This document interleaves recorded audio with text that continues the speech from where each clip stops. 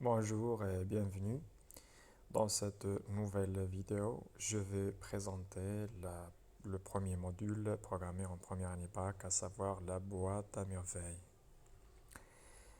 Et cette séance sera consacrée à la présentation et à l'analyse des éléments du paratexte pour pouvoir émettre des hypothèses sur le contenu de cette œuvre.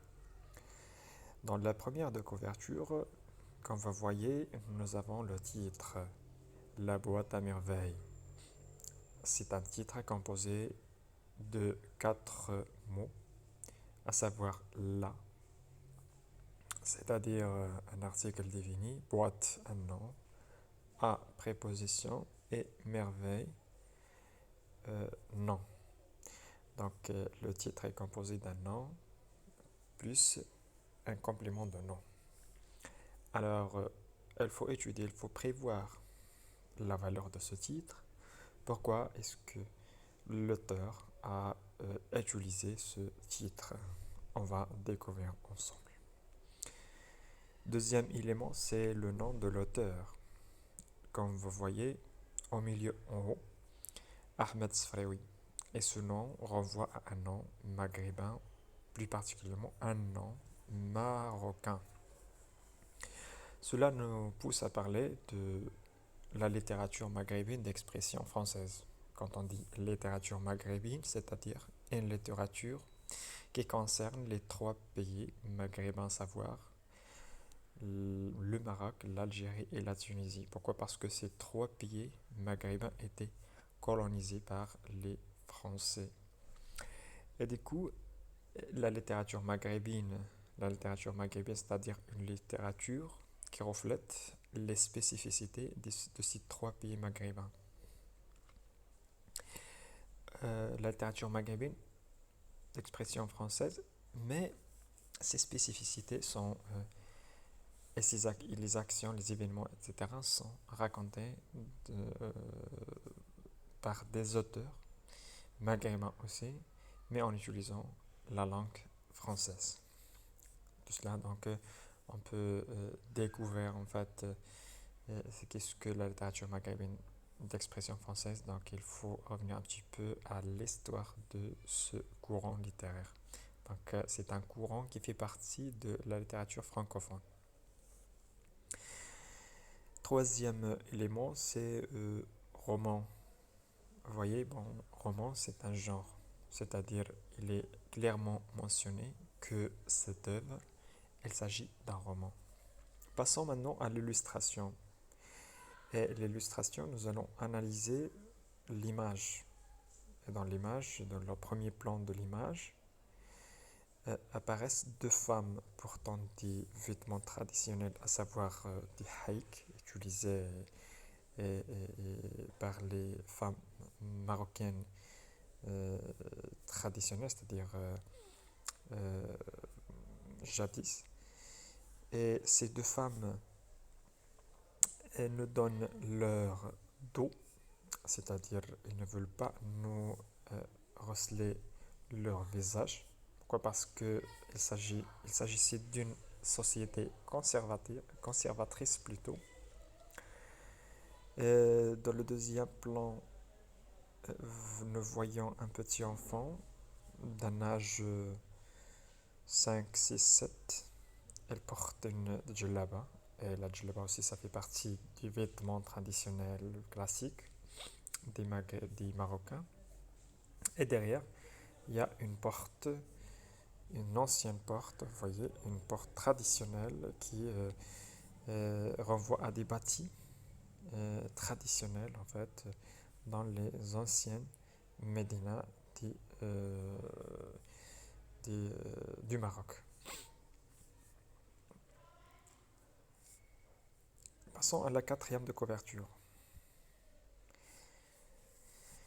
La nuit, la maison retomba dans le silence. Je me sentis triste. Je sortis ma boîte, la vidai sur un coin de matelas, regardai un à un mes objets. Ce soir, elle ne me parlait pas. Elle gisait inerte, maussade, un peu hostile. Elles avaient perdu leur pouvoir magique et devenaient méfiants secrets. Je les remis dans leur boîte. Une fois le couvercle rabattu, elles se réveillèrent dans le noir pour se livrer à mon insu à des jeux fastueux et délicats.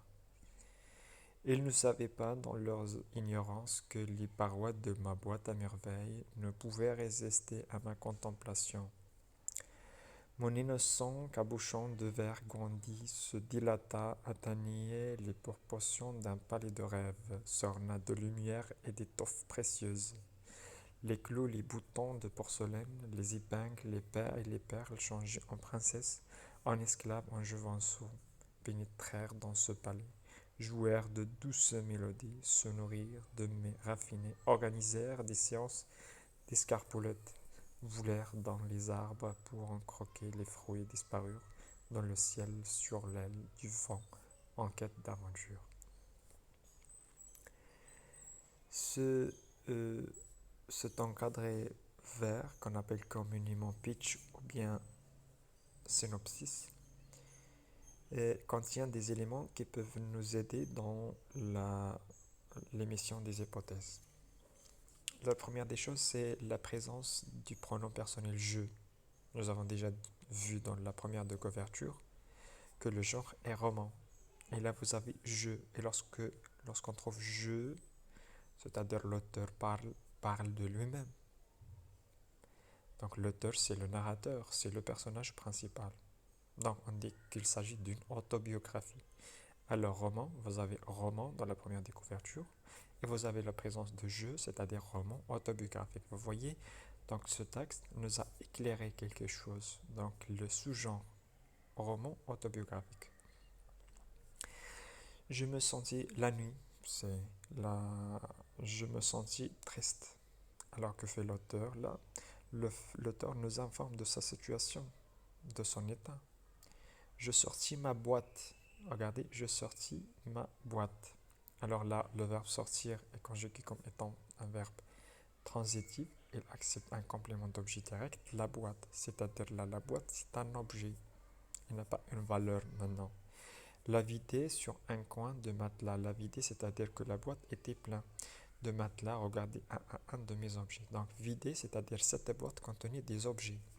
Ce soir, il ne me parlait pas. Regardez là, les objets parlent. Là, c'est une personnification. Pour le narrateur, il dit que les objets ne parlent pas.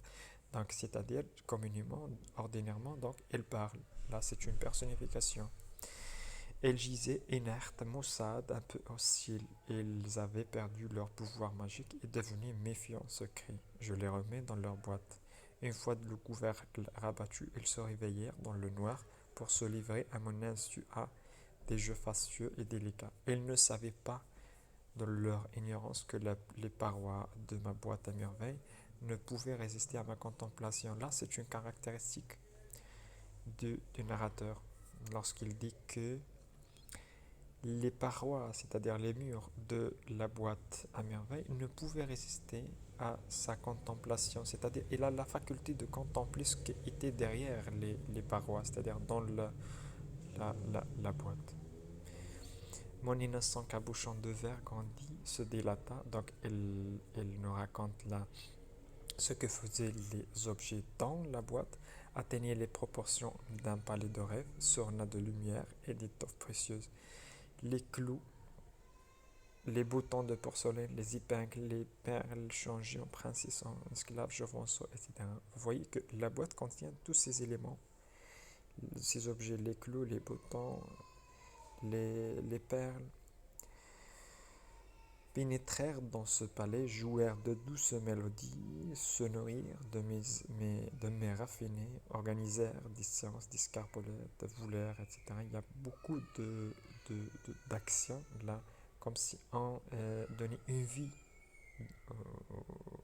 à ces objets dans les arbres pour en croquer les fruits disparurent dans le ciel. Donc, il les compare.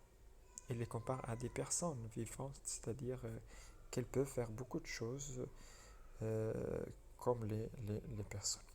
Alors d'après ces éléments du paratexte, que ce soit les éléments contenus dans la première de couverture ou bien ceux contenu dans la quatrième de couverture. Il nous semble très bien que l'œuvre est un roman autobiographique dans lequel quoi?